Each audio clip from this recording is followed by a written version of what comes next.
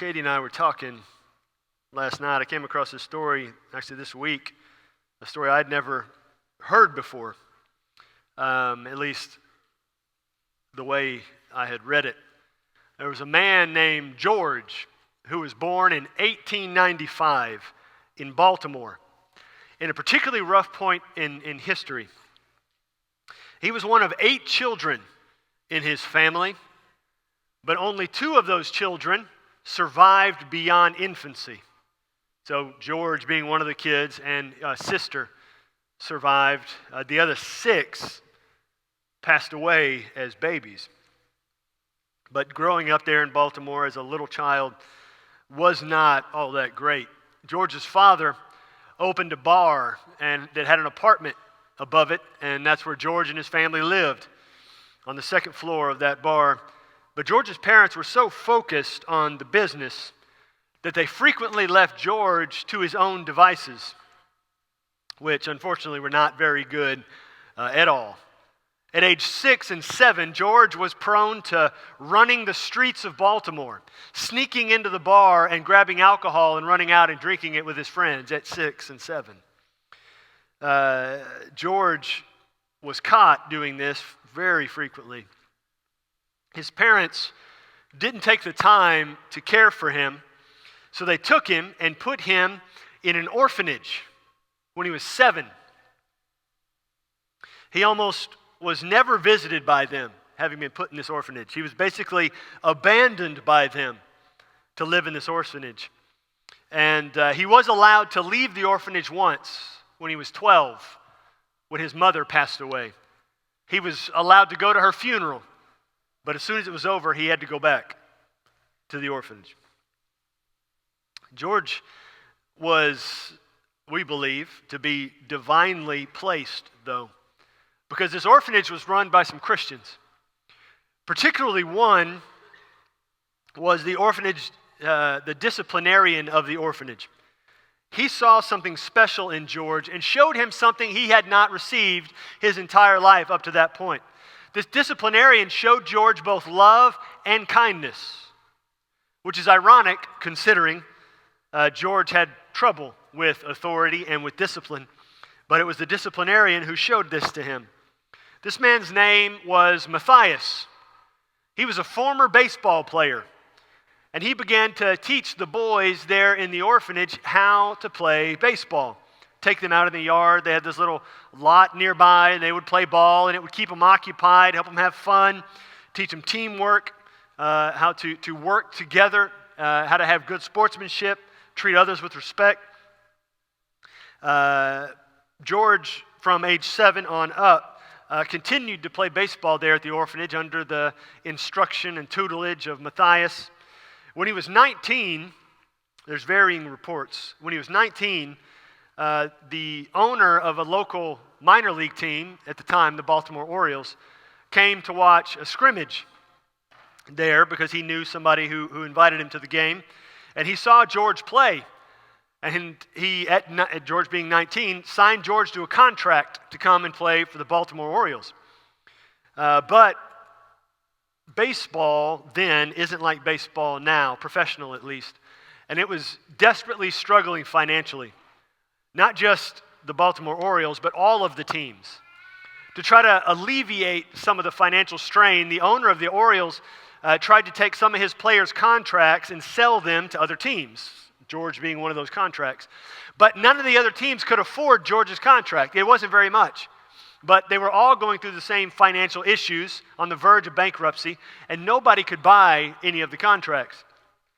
Until this one guy came along, the owner of the Boston Red Sox, offered a little pittance for George's contract. Well, the owner of the Orioles was in such desperate need that he accepted the offer, sent George on to Boston to play for the Red Sox, and at that point, George forever changed the game of baseball. Because George began to do something that nobody had done before. George began to hit home run after home run after home run. Before George, it was just a short game. Nobody really hit home runs. It was, if you can imagine, even slower than it is today. But George began to show things that nobody thought possible. In addition to hitting these home runs, George was a pitcher. But he got so frustrated at pitching because you couldn't play every day. And so he asked to not just pitch, but on days he wasn't pitching, to play another position. So the manager put him in the outfield. So some days he would pitch, some days he'd play in the outfield, just so he could play more. Well, people began to come see more and more baseball games. Not because it got a whole lot more exciting, but because George was exciting to watch. So whenever the Boston Red Sox were playing another team, those games would sell out because everybody wanted to come see him play. Everybody wanted to come see what he would do, how many home runs he would hit, how exciting it would be, how passionate George would be playing when nobody else demonstrated the same thing that he did. And George then saved baseball, but he also did something unique in creating baseball, in being the national pastime it is today. George is better known by his nickname, which I'm sure some of you picked up on now. His nickname is Babe Ruth. And George, Babe Ruth, is a name we all know, whether we like baseball or not. All because of some kind Christian man poured into him with love in a way that his family would not. His family tossed him aside, but somebody else scooped him up. You know, people throw people away all the time. You may have thought that life was going to play out a certain way, but then someone threw a wrench in the plan, and now you feel rejected, or you feel abandoned, or you feel alone. Maybe you feel sort of aimless or lost. Well, Jesus tells us in Luke 19:10 that the Son of Man came to seek and save the lost. So if you're in the middle of feeling that kind of way, Jesus came for you. He said that's his whole purpose in coming. Jesus came. So you may have been abandoned, but there's good news. Jesus is coming for you. So open your Bibles to Mark chapter 5. Mark chapter 5. It's on page 840 if you want to use a Bible on the pew rack. Mark chapter 5. Let me give you a little background on what's going on here. Jesus has been going around and teaching. He's been healing some people. He was mainly doing this in a Jewish part of the region, of the area. And people would come out in droves as Jesus would heal, as Jesus would teach. They considered him to be possibly a prophet, and they wanted to hear. Some even believed he was the Messiah, the chosen one. And so they wanted to come and see that and experience that. Well, Jesus was teaching on this one side of a lake, and it got to be evening time. He dismissed everybody. Jesus and his disciples then get in a boat, and a lot of the other hangers-on, people who were just kind of there to witness Jesus, also get in their boats. And so you've got Jesus and all these other boats, and they're crossing this lake at nighttime. And in the middle of that moment, a storm kicks up while they're on the water. Jesus in the boat, his disciples in the boat. Jesus has curled up in the front of the boat, and he falls asleep. Well, the storm kicks up, and it's rocking all these boats. It's throwing water everywhere. Waves are going nuts. It's such an intense storm that even some of Jesus' disciples who grew up on the water, who were fishermen, like Peter and Andrew and James and John, they grew up, that's all they knew was being on the water. This storm was so intense it even scared them. And so they all began to, blow their tops, lose a gasket, and they end up waking Jesus up. And they say, "Do you not care that we're going to die?" Well, Jesus gets up and he rebukes the storm and he calms it, and instantly the storm stops, still the middle of the night. And then he looks at his disciples and he says, "Why are you so afraid? Have you still no faith?" As though to say to them, you guys have seen so much. Like, you've seen me heal these people. Blind people are seeing. Deaf people are receiving the ability to hear. Raising people from the dead. You're seeing all of this. Have you no faith that you're going to be taken care of in the middle of the storm? And it says the disciples were filled with great fear. Because even though they've seen what they've seen, now to see someone, Jesus, control nature that way, they say, who is this man really that he can do this? Well, then their boat lands on the other side of the lake. It's still the middle of the night. The boat lands on the other side of the lake. And why this is important is because they had left the Jewish section of the country and they went to a Gentile section of the country where, Jews and Gentiles didn't associate. They hated each other's guts, massive racial prejudice. And they go to this section of the country, the region, on purpose. And they land over there in the middle of the night. And that's where we come in Mark chapter 5, starting in verse 1. They came to the other side of the sea, to the country of the Gerasenes. Now this was a city that was nearby, a few miles away, some miles away. And they called the whole region there the country of the Gerasenes. Verse 2. And when Jesus had stepped out of the boat, immediately there met him out of the tombs a man with an unclean spirit. Now you got to picture the scene, okay? They had been in the boat. Disciples were scared out of their minds. They land in Gentile country, so they're already on edge. It's the middle of the night, and here comes a crazy man running out of a graveyard at them. Anybody going to be a little scared? A little nervous? Maybe push one of the slower guys in front of you kind of a situation? Well, that's what's going on here. That's the way it's presented. It's the middle of the night. They land on the Gentile country, and out of the graveyard comes running this man. Verse 3. He lived among the tombs, and no one could bind him anymore, not even with a chain. For he had often been bound with shackles and chains, but he wrenched the chains apart, and he broke the shackles in pieces. No one had the strength to subdue him. Night and day among the tombs and on the mountains, he was always crying out and cutting himself with stones. So this man had been causing a disturbance, most likely in their city, in their town. And so they take this guy and they try to restrain him and they try to control him and they put him way out, away from where they are.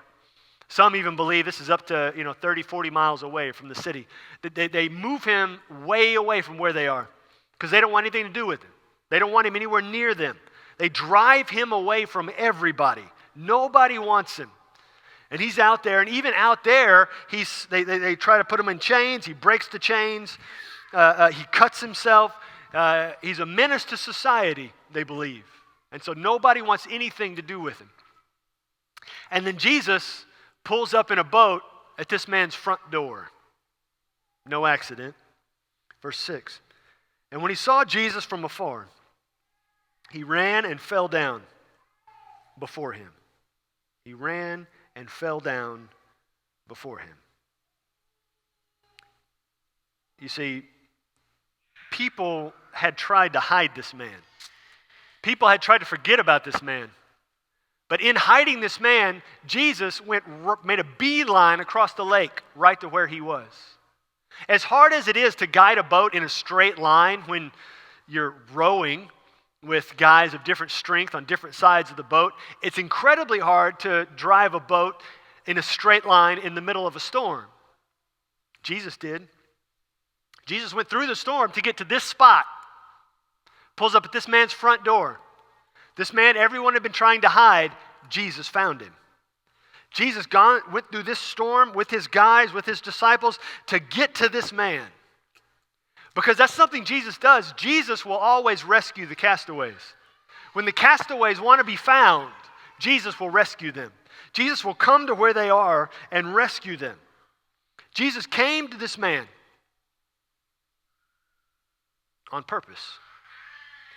The disciples undoubtedly would have not just avoided the whole Gentile area, they would have avoided wherever this man was. As Jews, they would have avoided the graveyard.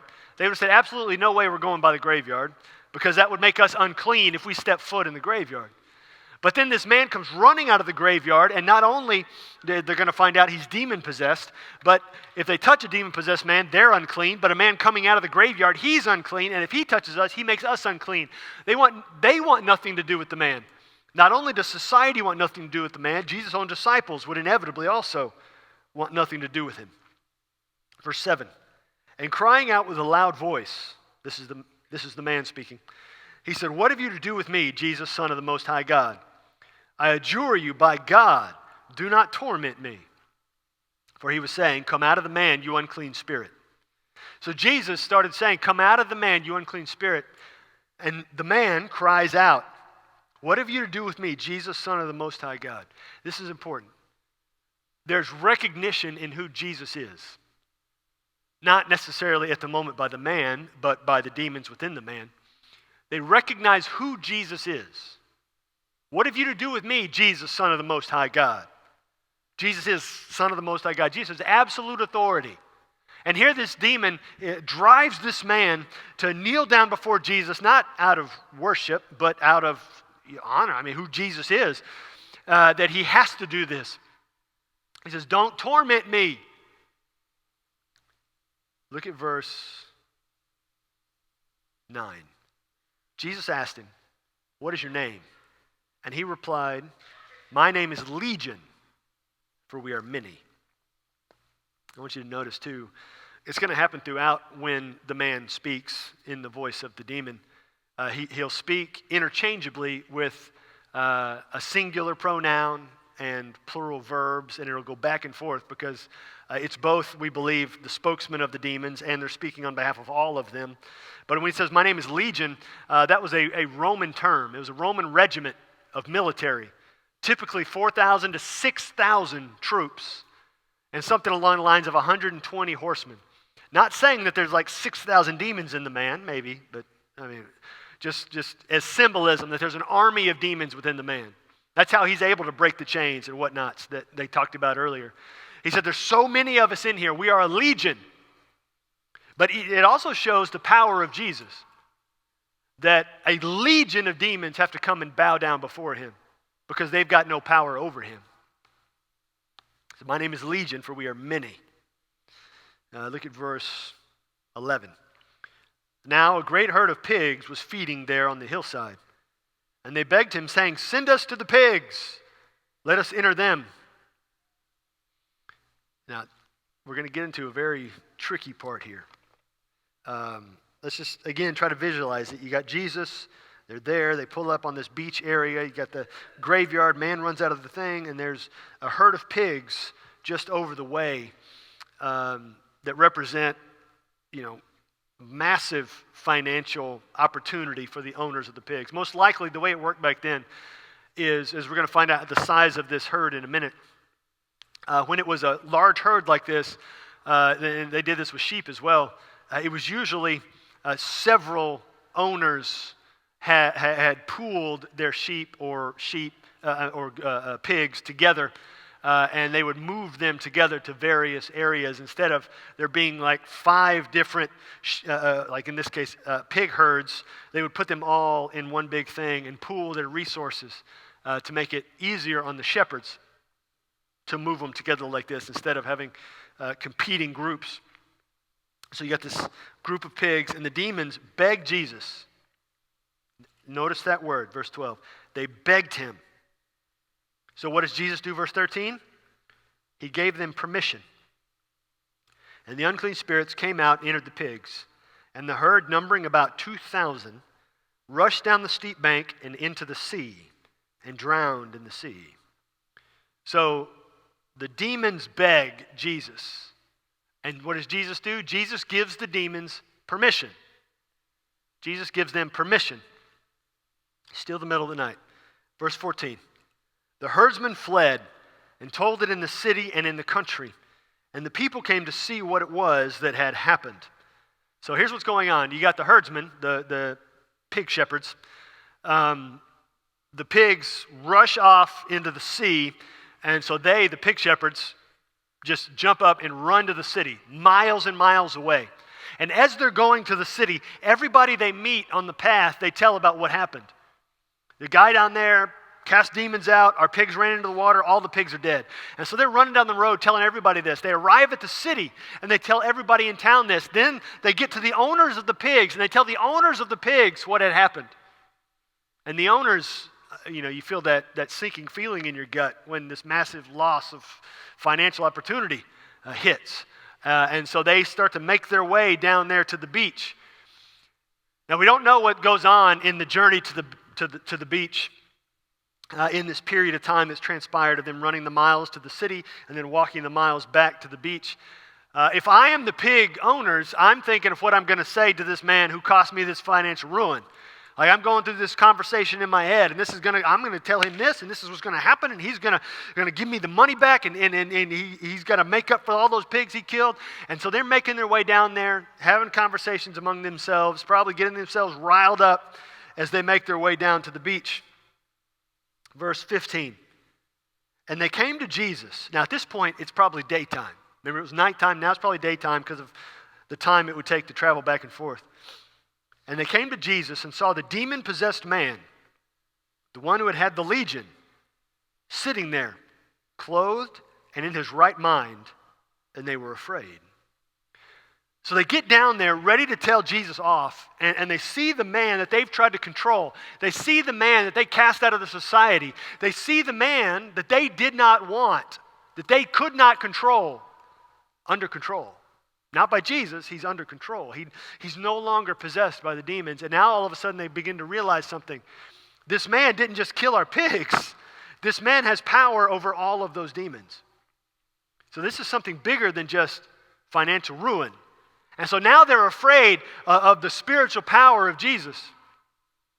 And so this fear overtakes them. And so what do? Verse 16, they show up. Those who had seen it described to them what had happened to the demon-possessed man and to the pigs. And they began to what? Beg Jesus to depart from the region. So we had the demons begging. Jesus gave them permission. Now we've got these unbelievers coming down here, and they begin to beg Jesus, you've got to leave. You've got to leave. Because of the fear they've got, they begin to beg Jesus to leave. Honestly, of all the passages in Scripture, this is one of the saddest. Begging, they've got the answer. They've got the Son of God there in front of them. And because they're scared, they beg him to get out of where they are. They want nothing to do with him because of their fear that something may be different than what they anticipated. So they beg Jesus to depart from their region. Verse 18. As he was getting into the boat. So Jesus gives them permission as well. They beg him to leave, and so he does what they beg him to do. He gets in the boat. Jesus doesn't put up a fight. Jesus doesn't say, you guys are wrong. I'm the Son of God. You guys don't know what you're talking about. I'm here to save you. You want me to leave? Well, then you're on your own devices. Everything's going to get messed up in your life because you're asking me to leave. No, Jesus, they beg him to leave. He just goes, and he gets in the boat to leave. The demons begged. He gave them permission. The unbelievers begged. He gave them permission. But now look at what happens as he gets in the boat. The man who had been possessed with demons begged him that he might be with them. Now, what's interesting, in the original language in Greek, a lot of words mean a lot of different things, but every time the word begged is used in this section, it's the same exact word. Like there's no variation in the word. It's all the same. So you got the demons begging, you got the unbelievers begging, and now you got this man begging. This man who's been healed, this man who's had the demons come out, this man who is now a follower, a believer in Jesus. He begs Jesus, just let me go with you. Let me be with you. I want to be one of your disciples, Jesus. So does Jesus give him permission? Verse 19. And he did not permit him. Jesus said no. The man said, I just want to be with you, Jesus. Jesus said no. But I saw you give the demons permission. I saw you give the unbelievers permission, Jesus. Jesus said, no, I'm not giving you permission because there's something else. He said, go home to your friends. Tell them how much the Lord has done for you, how he has had mercy on you. And he went away and began to proclaim in the Decapolis. Now, the Decapolis is a grouping of 10 cities, 10 Gentile cities in this one area. So it's not just that's one city. It is 10 whole cities. Jesus said, I want you to go home and tell your family and friends. So what does the man do? He goes not just to his family and friends, he goes to all 10 cities in the area and tells them to proclaim in them how much Jesus had done for him. And everyone in each of those 10 cities marvels at what Jesus did for this man. Marvels. and what Jesus did for him. So demons got permission, unbelievers got permission, but this man didn't receive permission. You know, permission doesn't necessarily mean favor. Permission doesn't necessarily mean endorsement. A follower of Jesus should desire something greater than simply permission. Because, like we said, the demons and the people had permission. But the man had something different. The man didn't have permission. He had a commission. He was told by Jesus to go and do something. He was told to go tell everybody. He was told to go tell them how much the Lord had done for him, how much mercy God had had on him. Because a commission is a blessing for the willing. A commission is a blessing. You might say, I'm begging Jesus for something. But Jesus said no. Jesus didn't give me permission. Well, permission isn't always what we think it is. Permission isn't always what we need. Permission isn't what always will bring the greatest glory to God. Sometimes mere permission is a curse for the defiant, like the demons or the people. They got permission, but they didn't receive a commission. This man received a commission, and it didn't just change his life, it changed undoubtedly the eternal destination of some of his hearers in those 10 cities. Here comes this man, and he tells them, I was demon-possessed. I had a whole legion in me. I was ripping stuff apart. This whole town cast me out because nobody wanted anything to do with me. They couldn't stand me. They abandoned me. They kicked me out. And then Jesus came, and he healed me. Jesus gave me something nobody else did. He gave me mercy. He gave me love. Jesus found me when I needed to be found. And that's the thing about being found. Once you have been found, you're not done. That's not the end of life.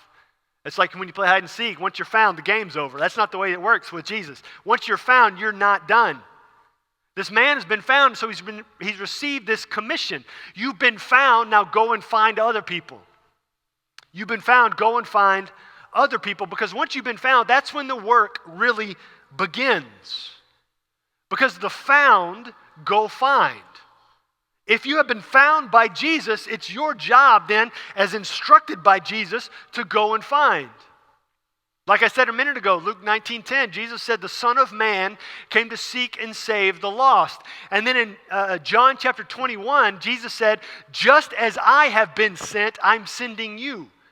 So the commission he received to come and seek and save the lost, he gave to us to seek and save the lost. He says, I found you. Now you go find. Now it's your job to do the finding. It's your job to go out and find. It's like yesterday, a couple of my kids were playing hide and seek in the house. It's a pretty quick game. There's not a whole lot of places to hide. But one of them was supposed to be the seeker and got distracted by something on the TV and sat down in the living room while the other one's still hiding. You know, sometimes we do that. When we're supposed to be going and finding, we get distracted by something going on in the world, and we sit down and we stop finding. And we leave people to their own devices out there just waiting to be found, because we have the power to find.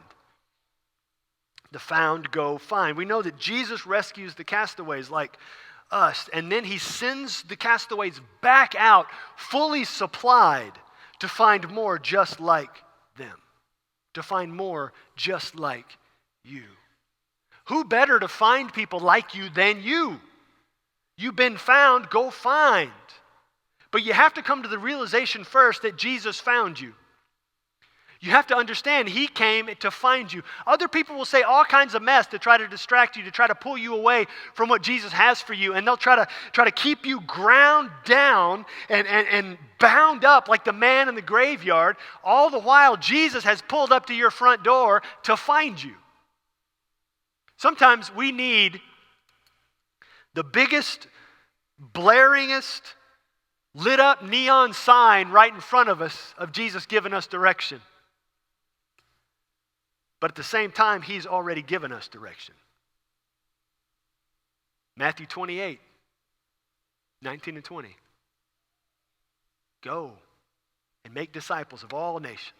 He's already told us what to do. He's already told us to go find. He's already told us to get out there. And you may say, hey, preacher man, you don't know my past. Like we're in a small town, like everybody knows everybody's business. And if they don't know your business, then they make up business about you. They just know all kinds of stuff. Well, I want you to take a minute and think about the Apostle Paul. When Jesus came and found Paul, Paul was going to a city to try to arrest and kill people for being Christians. Jesus found him. Jesus showed up in the middle of the road and said, at the time he was going by Saul because he was in a Jewish community and that was his Hebrew name. And he said, why are you persecuting me? Why are you going after my people? And Saul went and he prayed and fasted for 3 days, speaking with God. And during that 3-day period, Jesus went to another man who lived in the town that Paul was coming to persecute, and told him, I want you to go and share the gospel with him. So this other man went over, shared the gospel. Paul got saved. And then what did he do immediately? He began to go out and preach the gospel. You think Christians in that town, Damascus, were nervous? This man who's known for killing Christians, who's known for arresting Christians, kicking in the front door, ripping them out when they're having their dinner, leaving the kids by themselves because he's taking Christians to jail. Think they're nervous that this guy's out there now preaching about Jesus? But did he think about that? Did he worry about that in the moment? No, because for him, he's been found. Now he's got to go find people with everything he's got. Everywhere he goes, he's got to go find people. No matter what that looks like, no matter how that comes across, he's got to go find people. That rubbed people the wrong way. People tried to kill him every step of the way. He'd get to a new town, share the gospel, they'd put a hit out on him because people from the last town would come to this town trying to get him. One town, they end up stoning him to death. Drag him outside the town, they stone him to death. They get done stoning him to death, they go back into town. What happens to Paul? He gets up out of the pile of rocks and walks right back into the town with the people who just stoned him to death. Tells them about Jesus and leaves. He never stops. I mentioned it earlier in the service. In 1 Corinthians chapter 9, he says everything is about the gospel. If I'm going to Jews, I'm going to act like Jews so they can hear the gospel. If I'm going to Gentiles, I'm going to act like Gentiles because I want them to hear the gospel. I'm not going to sin, but I'm going to act like them so they can hear me, what I'm saying to them. Because it's all about the gospel. If I get arrested, fine. That means I got to tell the guards about Jesus. He says, wherever I'm going, it's all about the gospel. He says, because Jesus found me. He says, I was lost, and he found me. And I know what it's like to be found. And there's so many people wandering around out there who have not yet been found. They're trying to be found in all this other stuff that won't find them, all this other stuff that ultimately just gets them more lost. He says, I've got a way for they can be found. And he goes out there and he starts finding people left, right, and center. And honestly, we're here today because of that. We're here today because he starts ministering to Gentiles, people who aren't Jewish. And I don't know every one of you, but I'd wager 90-some-odd% of you are Gentiles in this room. You're sitting here because of Paul, along with generations of Christians that came after him. The found go find. I want you to put in your mind's eye, if you're a Christian in the room, put in your mind's eye, who found you? Who shared the gospel with you? Who found you? For me, it was my parents. I can remember. My dad was a music minister. Sunday morning, before church one Sunday, sitting in his office, praying that Jesus would save me. I can remember each one of my kids praying at different points throughout their journey. Because that's what the found do. The found go find. And so there's two questions this morning. First, are you feeling abandoned or cast away or rejected or alone? Do you need to be found today? It's not by accident that you're here. If you're here and you don't know Jesus, he brought you here. He orchestrated your schedule to get you here to hear the gospel so you can be found because he cares about you that much. He wants you to be found. He doesn't want you wandering around lost and aimless in this world. He wants you to be found and know eternal life in heaven. So all you have to do is believe in Jesus, that he died so all your sins would be forgiven. He rose from the dead so you can live after you die, and you're saved forever. You can't lose your salvation.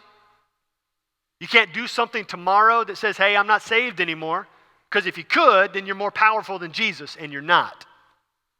If you believe in Jesus, you're saved for all time. Nothing can undo that. Nothing can undo that. And other people may look and say, well, I've looked at the life of this person. They believed when they were little and they walk off and they're doing all this mess. Well, that person's not your judge. Jesus is. We all sin. We all mess up. We all stumble and fall. Some for a moment, some for seasons. But if you believe in Jesus, you're saved for all time. Nobody can undo that. Even if the enemy might whisper things in the back of your mind, you're saved forever.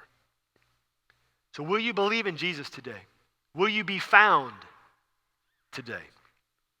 The other question, if you have already allowed Jesus to find you, who will you find? Who will you find? Who has Jesus given you to find? Who has he put in your way to find? There's a movie came out a number of years ago. It's about this guy. He he's kind of embraces cowardice and doesn't want to go to war. He's scared. It's his duty. All his friends go to war. But then his friends go to war, and there's this massive battle, and he hears about his friends losing, and so he, at that moment, discovers his courage. And he, by himself, goes to this very volatile part of the world to find his friends. And he's in the middle of all these battles. He ends up getting captured and sold into slavery. And in slavery, he meets this guy who helps him, rescues him, gets him out of slavery, and sends him on his way. And there's this phenomenal scene in the movie. And the guy's yelling at him. The guy who left and went there, and he's yelling at this other guy who saved him out of slavery. Why did you help me? Why? And he said, God put you in my way. I had to help you. Who did God put in your way to find?